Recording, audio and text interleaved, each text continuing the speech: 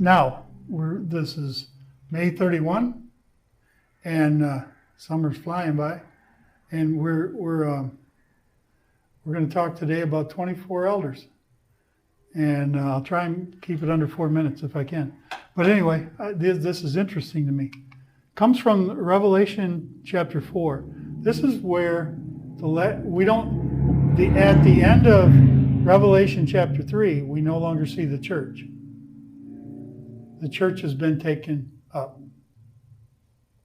Now people can receive Jesus, as we've talked before, after the rapture, but it's not going to be fun and it's not going to be easy. But many, many more, over 1 billion people, will lose their head in defense of Jesus without receiving the mark, and they will be given prestigious and primary positions serving God around his throne for all eternity. That's what Scripture says. So anyway, Revelation chapter 4. After these things I looked, and behold, a door was opened, standing open in heaven. Now the rapture has occurred. And the first voice, which I had heard speaking with me like a trumpet, said, "Come up here, and I will show you what must take place after these things." Now, does this sound familiar? A trumpet and a voice saying, "Come here." Sounds familiar to me. 1 Thessalonians chapter 4, verse 16. For the Lord himself shall come down from heaven with what? A commanding shout. With the voice of the archangel. With what? And with the blast of God's shofar. I don't know if most of you know what a shofar is, but it can be a long ram's horn, or that's of a goat, or it can be a ram sheep, the curled horn. Typically it's the long one, the spiraled one, because it gives a richer sound and it's easier to master, but I've never tried blowing in either one of them. And the dead in Messiah shall rise first. Revelation chapter 11, verse 12. Then they heard a loud voice. Now, who are we talking about here? In 11, it is the two witnesses. That's who we're talking about. They laid in the streets for 3.5 days. Where's that sound familiar? 3 days. They heard a loud voice from heaven saying to them, "Come up here." Does that not sound like Revelation chapter 4? Does that not sound like 1 Thessalonians 4:16? It's just like a Jewish wedding. They do the same thing. They call the bride out to the street, the same way. And they went up to heaven in a cloud, while their enemies watched them. Matthew 20:20. Used to be a TV show called 2020. They all ate and were satisfied, and the disciples picked up 12 baskets full of broken pieces left over. Now 12.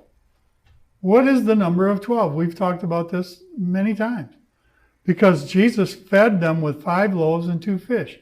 Through grace, with unity between Jew and Gentile, heaven and earth, he provided a way to salvation. But on top of that, where did grace and unity come from?